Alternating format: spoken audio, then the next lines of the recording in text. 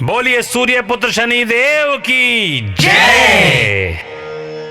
प्रिय भक्तों, आज हम आपको बहुत ही निराली कथा सुनाने जा रहे हैं। ये कथा जिनके सुनने मात्र से आपके रोम रोम में स्फूर्ति भर जाएगी, शरीर में बल उत्पन्न होगा और घर और व्यापार धन धान्य से परिपूर्ण हो जाएगा। ऐसी महाप्रतापी कथा है और ये कथा है भगवान शनिदेव जी की कथा। आज हम आपको शनिवार की व्रत कथा सुनाने के लिए यहां उपस्थित हुए हैं और हमें आशा ही नहीं अपितु पूर्ण विश्वास है कि जो भक्त इस कथा को श्रद्धा और भक्ति के साथ सुनेंगे, उनकी सभी प्रकार की इच्छाएं भगवान शनिदेव अवश्य पूर्ण करेंगे। तो बोलिए शनिदेव महाराज की जय। आज्ञा दी गुरुदेव ने, दीना शीश झुकाए,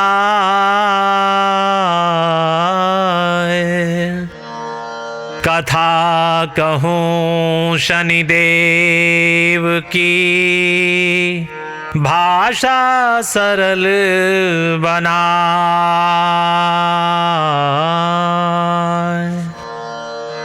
बोलिए शनिदेव महाराज की जय।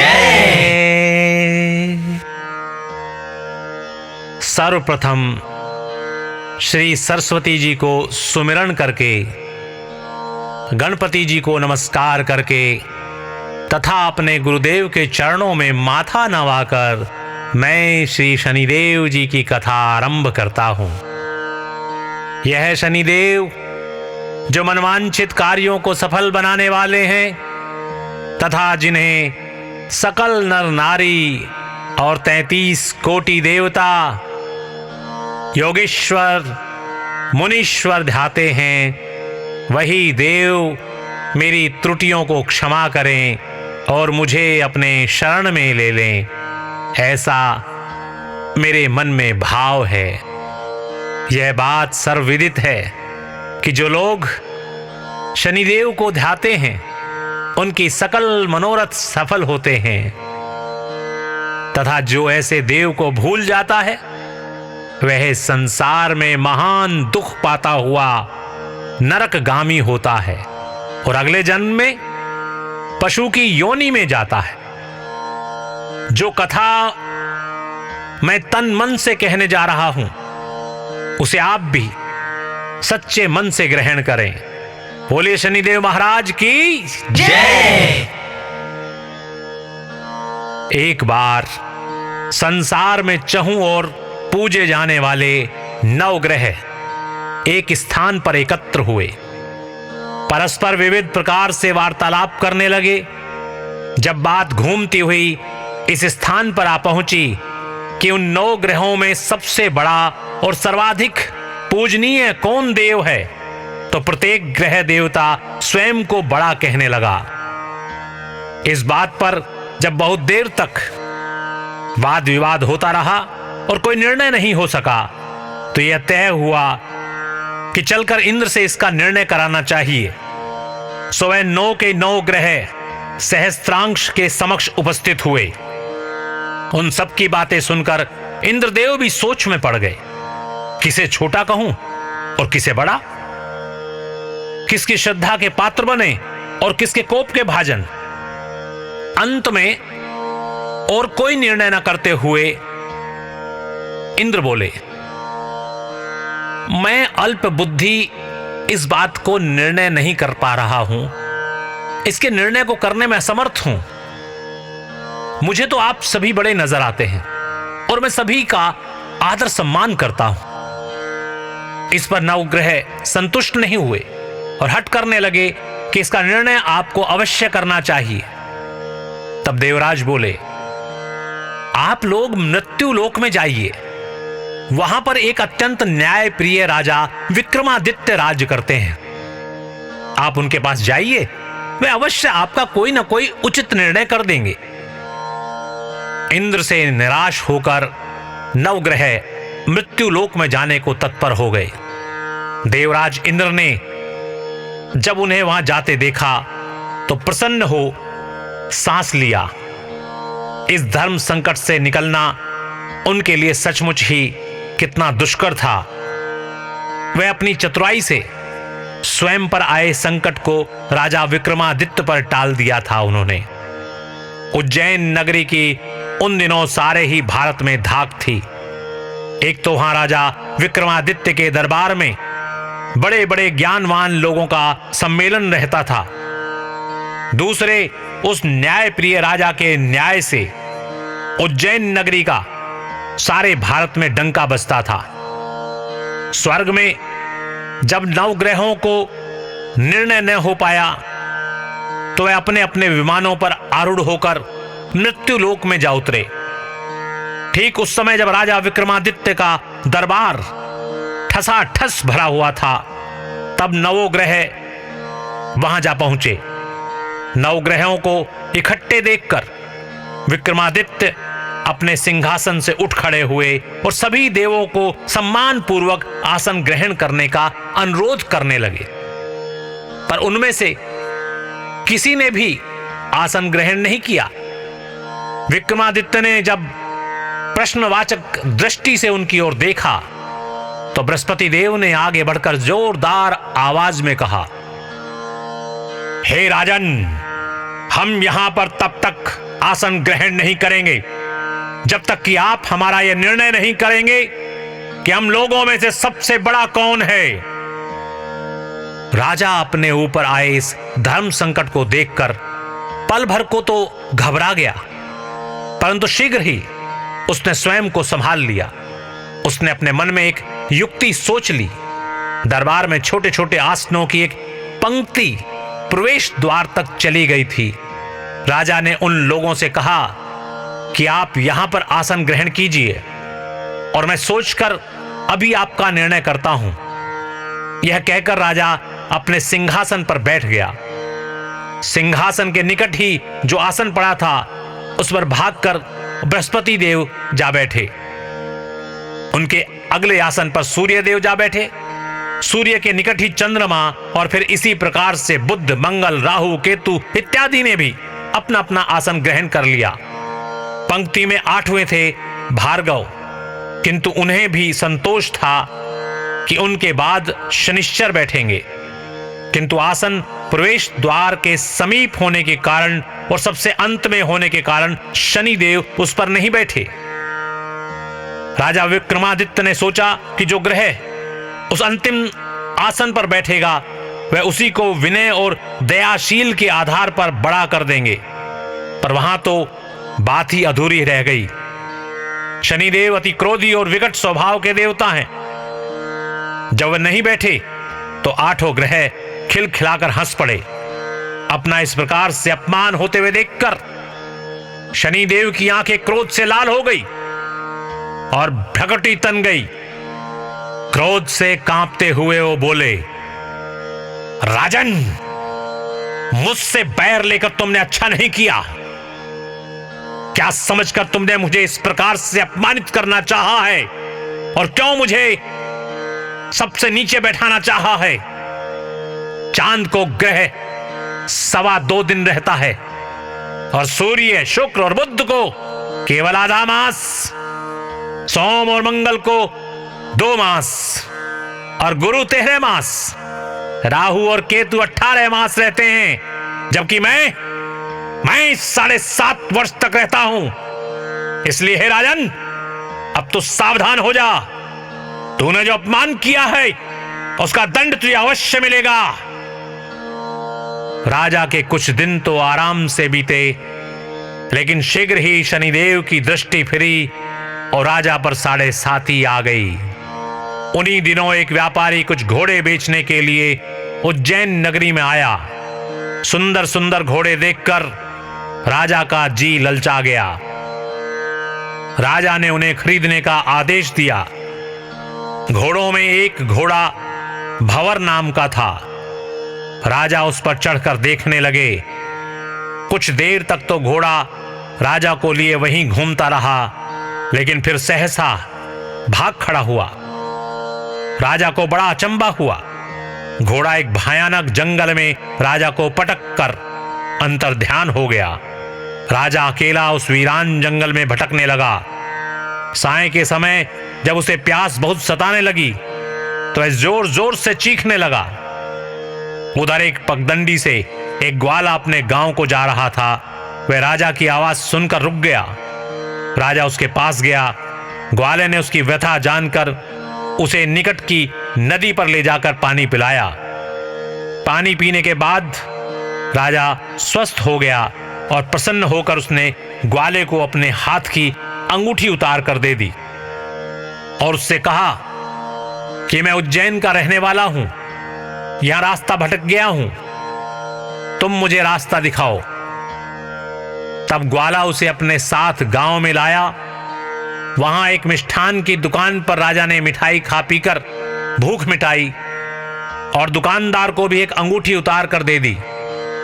दुकानदार के पूछने पर उसने उससे भी यही कहा कि वह उज्जैन नगरी का रहने वाला है और उसका नाम बोना है। फिर वह दुकान के बंद होने तक वहीं बैठा दुकानदार से बातें करता रहा। उस दिन दुकानदार की बिक्री बहुत हो गई। उसने सोचा यह भाग्यवान पुरुष है जो इसके आने से आज मेरी इतनी बिक्री हुई है। इसलिए रात होने पर वह उससे बोला कि वह उसके साथ उसके घर चले और उसके साथ ही भोजन भी करे। राजा मान गया। जब वे दोनों घर पर पहुंचे तो दुकानदार की पत्नी ने उनका बड़ा स्वागत सत्कार किया और अतिथि के लिए विशेष रूप से भोजन तैयार किया। भोजन करते समय एक अद्भुत घटना घटी। जहां राजा भोजन कर रहा था वहीं सामने की दीवार पर सोने का एक सतलड़ा हार टंगा हुआ था। उसके पीछे एक चित्र था। सहसा ही वह हार वहां से अदृश्य हो गया। दुकानदार के यहां एक स्त्री बांधी थी। उसने जाकर घर की मालकिन से कहा वहां खूंटी पर हार नहीं है। जब बात दुकानदार तक पहुंची तो उसने राजा से पूछा। राजा बोला मुझे तो नहीं मालूम, तुम्हारे और मेरे अतिरिक्त तो यहां कोई नहीं था। सच सच बताओ हार कहां है? राजा ने कहा मुझे नहीं मालूम। राजा फिर बोला मेरे पास कोई हार नहीं है। जब कोई निर्णय नहीं हो सका तो दुकानदार राजा को उस नगर के राजा के पास ले गया। उस नगर के राजा ने जब विक्रमादित्य की भोली भाली सूरत देखी तो बोला यह व्यक्ति कभी भी चोरी नहीं कर सकता, और यह कहकर उसने विक्रमादित्य को छोड़ दिया। विक्रमादित्य जब उस नगर में यूं ही घूम रहा था तब उस नगर के एक तेली ने उससे कहा कि वह उसके यहां काम कर ले तो उसे वह रहने के लिए स्थान और खाने के लिए सामग्री भी देगा। राजा मान गया और तेली उसे अपने घर ले आया। वहां सारा दिन राजा धानी पर बैठा उसके बैलों को हाँकता रहता और तेली बाजार में तेल बेचता रहता। जब वर्षा ऋतु आई और मूसलाधार वर्षा होने लगी तब धानी पर बैठे हुए विक्रमादित्य ने मौज में आकर ऊंचे ऊंचे राग अलापना आरंभ कर दिया। निकट ही उस नगर का राजमहल था। वहां खिड़की में बैठी राजकुमारी ने जब राजा का मधुर स्वर में गीत सुना तो अपना दिल हार बैठी। उसने अपनी बांदी को पता करने के लिए भेजा। बांदी वहां राजा को गाते हुए देखकर लौटी तो राजकुमारी से बोली कि वहां पर तो कोई अति सुकुमार नवयुवक बैठा मस्ती में आंखें बंद किए हुए गा रहा है। राजकुमारी ने सुना तो उसने अन्न जल का त्याग कर दिया। रात तक जब उसने कुछ नहीं खाया तो रानी ने आकर उसे समझाया, पर वह बोली कि वह तो उस गाने वाले से ही विवाह करेगी। रानी ने जाकर राजा से कहा कि राजकुमारी एक तेली पर मोहित हो गई है और उससे ब्याह रचाना चाहती है। राजा ने सुना तो बहुत क्रुद्ध हुआ। उसने तेली के घर से विक्रमादित्य को बुलाया और उसके हाथ काटकर जंगल में फिकवा दिया। यह बात जब राजकुमारी को पता चली तो वह और भी अपने बात पर दृढ़ हो गई। बोली मैंने तो अब उसी को वर लिया है वह चाहे कैसा भी हो उसी से विवाह करूंगी। बेटी की हठ देखकर लाचार हो राजा ने दोबारा विक्रमादित्य को नगर में बुलवाया और उससे राजकुमारी का मामूली ढंग से पाणी ग्रहण कराया और एक साधारण मकान में दोनों को बसा दिया। दोनों वहीं रहने लगे। एक दिन जब विक्रमादित्य सोया था तो स्वप्न में उसे शनिदेव नजर आए। विक्रमादित्य ने उनके सामने नमस्कार किया और क्षमा याचना की। शनिदेव ने उसे आशीर्वाद दिया और बोले, अब तुम्हारी 7.5 खत्म हो गई है। राजा बोला, मुझसे जो गलती हुई उसके लिए मुझे क्षमा करें महाराज। शनिदेव ने मुस्कुराकर उसे आशीर्वाद दिया और राजा के दोनों बाजू दोबारा निकल आए। राजा ने अपनी पत्नी राजकुमारी को रात को जगाया नहीं। वह रात को उसके गले में अपनी बाहें डालकर सो गया। सुबह राजकुमारी की आंख खुली तो उसने अपनी गर्दन में बाहें पड़ी देख वह चौंक कर उठ बैठी, लेकिन शीघ्र ही विक्रमादित्य ने जागकर उसको आशातीत कर दिया, सारी बात बता दी। जब वहां के नगर राजा को यह बात मालूम हुई तो वह भागा भागा आया और उस अपंग को फिर से स्वस्थ देखकर चकित रह गया। उससे भी विक्रमादित्य ने यही कहा कि यह सब शनिदेव की कृपा का फल है और विक्रमादित्य ने अपना वास्तविक परिचय भी उस राजा को दिया और सारा किस्सा विस्तार से सुनाया। सुनते ही राजा विक्रमादित्य के चरणों में गिर गया और क्षमा याचना करने लगा। बस यह खबर शीघ्र ही सारे नगर में फैल गई।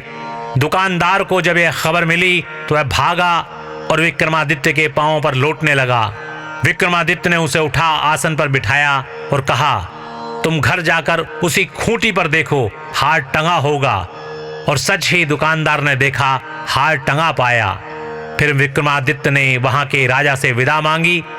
तब वहां के राजा ने हाथी घोड़े इत्यादि नौकर नौकरानियों के साथ लश्कर समेत विक्रमादित्य को विदा किया। राजा विक्रमादित्य जब राजकुमारी को लेकर अपनी नगरी उज्जैनी में लश्कर समेत पहुंचा तो सारी नगरी में उत्साह छा गया। अपने राजमहल में प्रवेश करने से पूर्व विक्रमादित्य ने 9 ग्रहों को पूजा और उनकी आराधना की और शनिदेव को सर्वोच्च स्थान दिया। साथ ही उसने नगर भर में ढिंढोरा पिटवा दिया कि शनिदेव मनोवांछित फलों को देने वाले हैं और 9 ग्रहों में सर्वोच्च स्थान रखते हैं। इस प्रकार शनिदेव को मनाकर विक्रमादित्य ने अपने राज्य, यश और कीर्ति को अमर कर लिया। बोले श्री शनिदेव महाराज की जय। बोले श्री नवग्रह देवताओं की जय। जैसी सुनी तैसी कही, इसमें झूठ न साच। विक्रम भूप इतिहास को सज्जनों देखा बाच। सुने सुनावे शनि कथा, गावे जो चितलाए। सत्य वचन है संत का, बाको संकट जाए। बोले श्री शनिदेव महाराज की जय। प्रिय भक्तों, इस प्रकार शनिवार की व्रत कथा यहां समाप्त होती है। बोलिए शनिदेव महाराज की जय। बोलिए सूर्य पुत्र शनिदेव की जय। बोलिए नवग्रह देवताओं की जय। आइए भक्तों, इसके बाद हम भगवान शनिदेव को और प्रसन्न करने के लिए उनकी वंदना करते हैं, उनका आराधन करते हैं। आइए हम शनिदेव महाराज जी की आरती करते हैं। बोलिए शनिदेव महाराज की जय। जय जय श्री शनि देव भगतन हितकारी, सूर्य पुत्र प्रभु छाया महतारी। जय जय श्री शनि देव भगतन हितकारी, सूर्य पुत्र प्रभु छाया महतारी। श्याम अंग वक्र दृष्टि चतुर्भुजाधारी, नीलांबर धारनाथ गज की असवारी। जय जय श्री शनि देव भगतन हितकारी, सूर्य पुत्र प्रभु छाया महतारी। क्रीट मुकुट शीश राजित दीपल है लीलारी, मुक्तन की माला गले शोभित बलिहारी। जय जय श्री शनि देव भगतन हितकारी, सूर्य पुत्र प्रभु छाया महतारी। मोदक मिष्टान पान चढ़त है सुपारी, लोहा तिल तेल उड़त महिषी अति प्यारी। जय जय श्री शनि देव भगतन हितकारी, सूर्य पुत्र प्रभु छाया महतारी।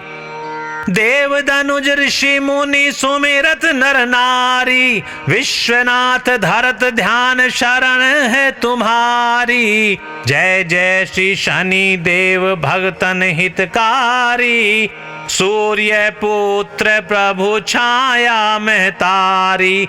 जय जय श्री शनि देव भगतन हितकारी, सूर्य पुत्र प्रभु छाया महतारी। बोले श्री शनिदेव महाराज की जय।